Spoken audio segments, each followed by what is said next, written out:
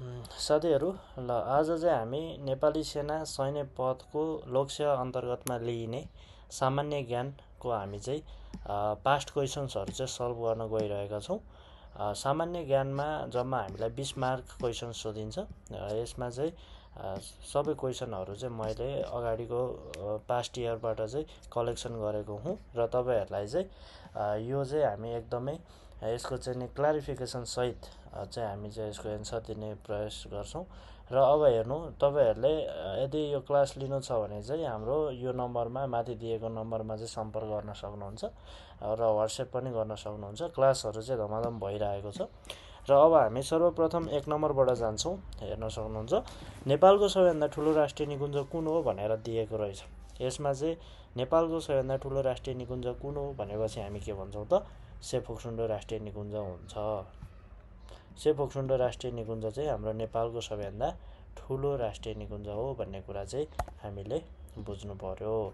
सेफोक्सुन्डो राष्ट्रिय निकुञ्जको क्षेत्रफल सोध्छ कहिलेकाहीँ, अथवा नेपालको सबैभन्दा ठुलो राष्ट्रिय निकुञ्ज सेफोक्सुन्डो राष्ट्रिय निकुञ्जको क्षेत्रफल कति छ भनेर सोध्यो भने चाहिँ तपाईँहरूले 2712 कति भन्नु पर्यो भन्दाखेरि 2712 किलोमिटर स्क्वायरमा फैलिएको छ भनेर चाहिँ बुझ्नु पर्यो।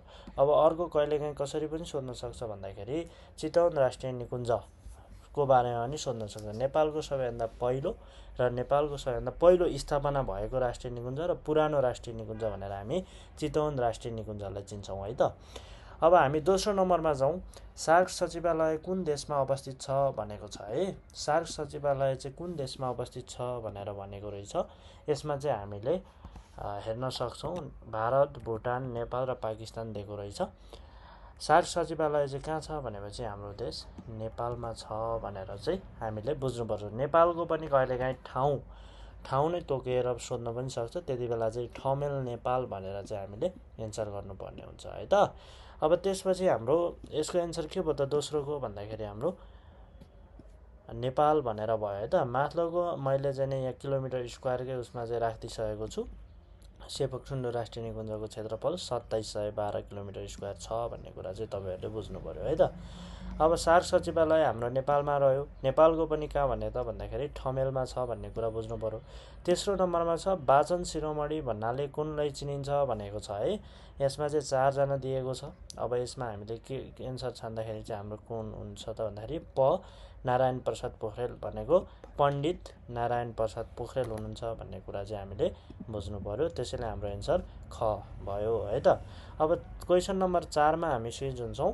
त्यसमा चाहिँ नि राजा जनकको वास्तविक नाम के हो भनेको छ। हेर्नु त, हामीलाई झुक्याउनको लागि पछाडि ध्वज नै दिएको छ होइन त। वीरध्वज, महेन्द्रध्वज, सिध्वज र प्रेमध्वज। यसको राइट एन्सर चाहिँ के हो त, राजा जनकको वास्तविक नाम भनेको सिध्वज हो भन्ने कुरा चाहिँ तपाईँहरूले बुझ्नु पर्यो है त।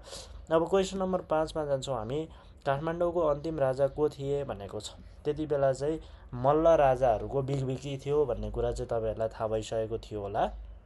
त्यो बेलाको चाहिँ मल्ल राजाहरू जो थिए तिनीहरू चाहिँ अन्तिम राजाहरू अथवा चाहिँ राजाहरूको पदमा चाहिँ धेरै थिए। त्यसै गरी यसमा चाहिँ हामीले पृथ्वीवाल सेनलाई चाहिँ सुरुमै हटाउँ। त्यसपछि हामीसँग रहेको जयप्रकाश मल्ल, रणजित मल्ल, तेजनरसिंह मल्ल बाँकी रहेका छन्। यसमा चाहिँ तेजनरसिंह मल्ल भनेको तपाईँहरूले के बुझ्नु पर्यो त भन्दाखेरि ललितपुरका अन्तिम राजा हुन्। रणजित मल्ल भनेको भक्तपुरका अन्तिम राजा हुन् भने काठमाडौँका अन्तिम राजा को हुन् त भन्दाखेरि जयप्रकाश मल्ल। र जयप्रकाश मल्लको कुरा गर्दै गर्दाखेरि अर्को कुरा के बुझ्नुपर्छ तपाईँहरूले भन्दाखेरि अभागी राजा भनेर जयप्रकाश मल्ललाई चिनिन्छ र पृथ्वीनारायणसँग छाला र जुत्ता माग्ने व्यक्ति पनि को हुन् त, जयप्रकाश मल्ल हुन् भन्ने कुरा चाहिँ बुझ्नु पर्यो है त। अब त्यसपछि क्वेसन नम्बर 6 मा छ हाम्रो मानव निर्मित नेपालको सबैभन्दा ठुलो ताल कुन हो भनेको छ। मानव निर्मित नेपालको ठुलो तालमा हेर्नु त हामीलाई रारा, इन्द्र, बेगनास र फेवा दिएको छ। खासमा चाहिँ इन्द्र सरोवर ताल हो। यहाँ कहिलेकाहीँ इन्द्र मात्र भनेर पनि दिन्छ। इन्द्र सरोवर ताल भनेर चाहिँ तपाईँहरूले बुझ्नु पर्यो। कहिलेकाहीँ इन्द्र सरोवर ताल कुन जिल्लामा पर्छ भनेर पनि आउन सक्छ। त्यो बेला तपाईँहरूले मकवानपुर जिल्लामा भनेर लेख्नु पर्यो है त। त्यसपछि क्वेसन नम्बर 7 मा जान्छौँ हामी। क्वेसन नम्बर 7 मा के भनेको त भन्दाखेरि गौरीशङ्कर हिमाल चाहिँ कुन हिम श्रृङ्खला अन्तर्गत पर्दछ भनेको छ। हामीलाई दिएको छ महालङ्गुर, महाकाली, रोलवालिङ र खुम्बु। यसको सही एन्सर के हो त, रोलवालिङ हो भन्ने कुरा चाहिँ बुझ्नुपर्छ। अब हाम्रो गौरीशङ्कर हिमालको चाहिँ नि कहिलेकाहीँ के छ त भन्दाखेरि हाइट सोधिरहेको हुन्छ।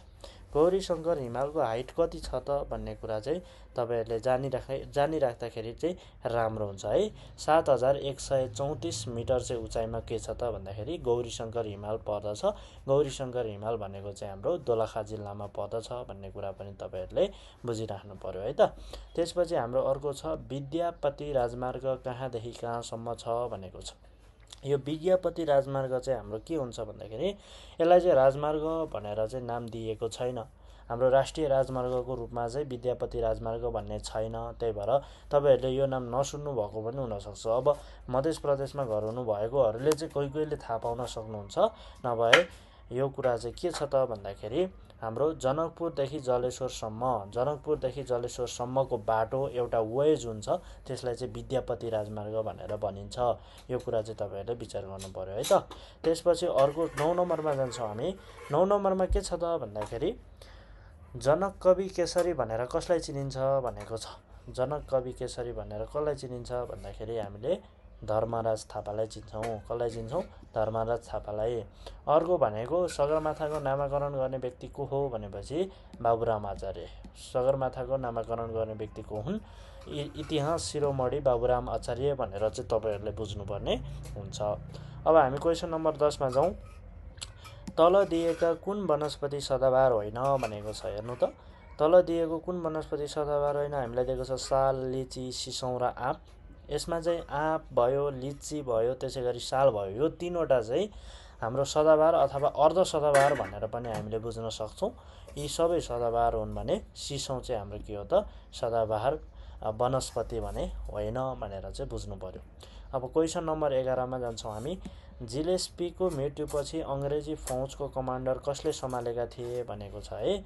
यो चाहिँ हाम्रो कहाँबाट सोधेको छ त भन्दाखेरि एङ्ग्लो नेपाल वार। एङ्ग्लो नेपाल वार चाहिँ हाम्रो 1814 देखि 1816 सम्म एङ्ग्लो नेपाल वार जुन चलेको थियो, त्यो बेला चाहिँ नि नेपाल र इस्ट इन्डिया कम्पनी बीच जुन युद्ध भएको थियो, त्यो बेलाको पहिलो युद्ध नालापानीको युद्धमा चाहिँ अङ्ग्रेजी कमान्डर को थिए त जिलेस्पी थिए भने नेपाली कमान्डर को थिए भनेर कहिलेकाहीँ सोध्न सक्छ। नालापानीको युद्धमा हाम्रो बलभद्र कुँवर चाहिँ नेपाली कमान्डर हुनुहुन्थ्यो भन्ने कुरा चाहिँ बुझ्नु पर्यो। र नालापानीको युद्धमा जिलेस्पीले कमान्ड गर्दै गर्दाखेरि जिलेस्पीको मृत्यु भयो। त्यसपछि चाहिँ नि अङ्ग्रेजीहरूले चाहिँ कसलाई बोलाएर ल्याए त, कसलाई चाहिँ नि त्यहाँको कमान्डर गर्नलाई निर्देशन दिए त भन्दाखेरि कर्णेल माटी। कर्णेल माटी अथवा कहिलेकाहीँ कर्णेल मबी भनेर पनि आउँछ है त। कर्णेल मबी भनेर पनि आउँछ, तपाईँहरू नझुकिनु होला। कर्णेल माटी, कर्णेल मबी एउटै हो। अब हामी क्वेसन नम्बर 12 मा जाउँ। क्वेसन नम्बर 12 मा नेपाल प्रहरीको प्रहरी उपरीक्षकको दर्जानी चिन्ह कुन हो भनेको रहेछ। नेपाल प्रहरीको प्रहरी उपरीक्षकको दर्जानी चिन्ह। अब हामी सैन्यमा भिडिरहेछौँ तर हामीलाई प्रश्न कहाँबाट आएको छ? प्रहरीको तर्फबाट आएको छ। यस्तो क्वेसन आए पनि यसमा नआत्तिने, आफूलाई थाहा भएको छ भने लगाइदिने, नत्र छाडिदिने है त। यसमा चाहिँ हामीले प्रहरी उपरीक्षक, अब तपाईँहरू हामीलाई सबैलाई थाहा हुने भनेको चाहिँ इङ्ग्लिस नेमहरू चाहिँ ट्याक्क थाहा भइरहेको हुन्छ। एसपी, एसएसपी, डिएसपी भनेर चाहिँ हामीले हेरिरहेका हुन्छौँ। त्यही भएर कतिलाई प्रहरी उपरीक्षक भन्ने बित्तिकै दिमागमा नआउन पनि सक्छ। तर प्रहरी उपरीक्षक भनेको चाहिँ के हो त साथीहरू? एसपी हो, सुपरिन्टेन्डेन्ट अफ पुलिस भनेर चाहिँ हामी भन्छौँ। एसपी को चाहिँ नि दर्जानी चिन्ह के हुन्छ भन्दाखेरि चाहिँ खुकुरी डन्डा प्लस 2 तारा भनेर चाहिँ हामीले हान्नु पर्यो है त। खुकुरी डन्डा प्लस 2 तारा। त्यसपछि 13 नम्बरमा हामीलाई नेपाली सेनाकै दर्जानी चिन्हबाट दिएको रहेछ प्रश्न। यसमा चाहिँ नेपाली सेनामा प्रमुख सुबेदार, सुबेदार होइन है साथीहरू, नेपाली सेनामा प्रमुख सुबेदारको दर्जानी चिन्ह भनेको हो। प्रमुख सुबेदारको दर्जानी चिन्ह के हो त? सूर्य र चन्द्रमा, सूर्य र चन्द्रमा। त्यसपछि क्वेसन नम्बर 14 मा जान्छौँ हामी। सार्कको सबैभन्दा ठुलो मरुभूमि कुन हो भनेर सोधेको छ है। हेर्नु त, सार्कको चाहिँ 2वटा क्वेसन सोधिसक्यो, अझै पनि सार्कको क्वेसन छ जस्तो लाग्छ मलाई। सार्कको सबैभन्दा ठुलो मरुभूमि कुन हो त भन्दाखेरि थार भन्ने हो है। यो थार चाहिँ कुन देशमा पर्छ कहिलेकाहीँ सोध्छ। थार चाहिँ हाम्रो भारतमा पर्छ, भारत र पाकिस्तानमा पर्छ भन्नु पर्यो साथीहरू। भारतमा मात्र पर्छ भनेर चाहिँ भन्न भएन, किनकि यो भारत र पाकिस्तानमा पर्छ। तर सबैभन्दा बढी भूभाग चाहिँ कहाँ छ भन्दाखेरि भारतमा 85% छ भने पाकिस्तानमा 15% छ भनेर चाहिँ तपाईँहरूले बुझ्नु पर्यो है त। अब क्वेसन नम्बर 15मा जान्छौँ हामी। सार्कको सबैभन्दा पहिलो क्षेत्रीय संस्था कुन हो भनेर भनेको छ। सार्कको सबैभन्दा पहिलो क्षेत्रीय संस्था हामीसँग यसरी दिएको छ भनेपछि यो सार्क कृषि केन्द्र चाहिँ सार्कको सबैभन्दा पहिलो क्षेत्रीय संस्था हो। सार्क कृषि केन्द्र चाहिँ यसको बारेमा अरू के जान्नु पर्यो त भन्दाखेरि सार्क कृषि केन्द्र चाहिँ ढाका बङ्गलादेशमा छ। सार्क कृषि केन्द्रको स्थापना भनेको 1988मा भएको हो भन्ने कुरा चाहिँ तपाईँहरूले बुझ्नु पर्यो है त। त्यसपछि यो दोस्रोमा हाम्रो सार्क क्षयरोग केन्द्र छ।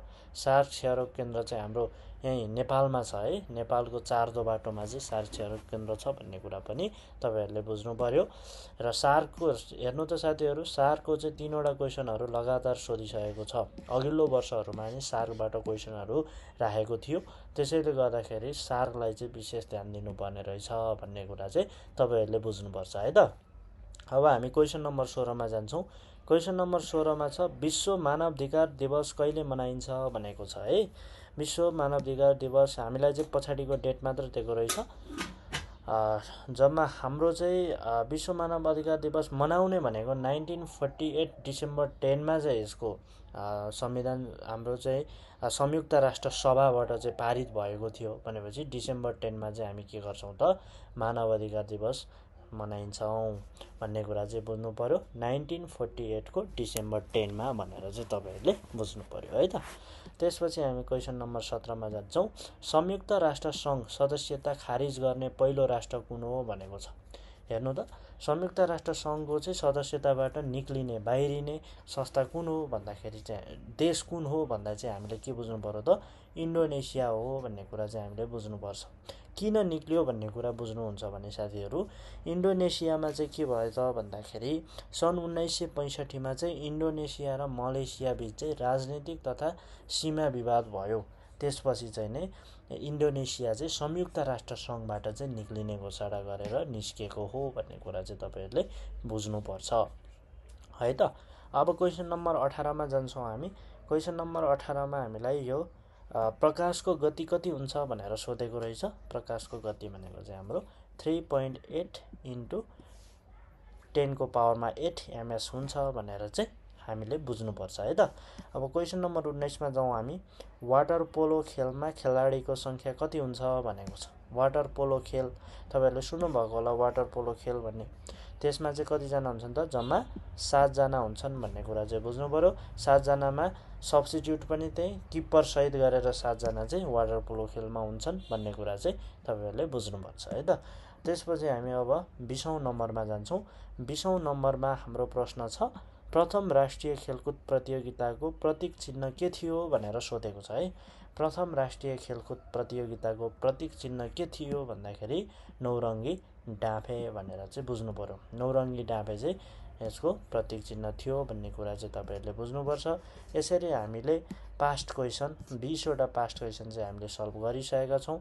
र यदि तपाईँहरूलाई अनलाइन क्लासहरू पढ्ने इच्छा छ भने अनलाइन क्लास पढेर चाहिँ आफू एकदमै कन्फिडेन्स तयार हुनुहुन्छ भने चाहिँ तपाईँहरूले चाहिँ हामीलाई सम्पर्क गर्न सक्नुहुन्छ। यहाँ माथि दिएको नम्बर जुन छ यसमा चाहिँ तपाईँहरूले व्हाट्सएप गरे पनि भयो र कन्ट्याक्ट गरे पनि हुन्छ है त। र साथीहरू आजको लागि चाहिँ मैले यति नै गर्छु र भोलिको दिनहरूमा म इङ्ग्लिस, नेपाली र म्याथहरूको पनि यसै गरी सोलुसन लिएर तपाईँहरूलाई सहयोग गर्छु है त।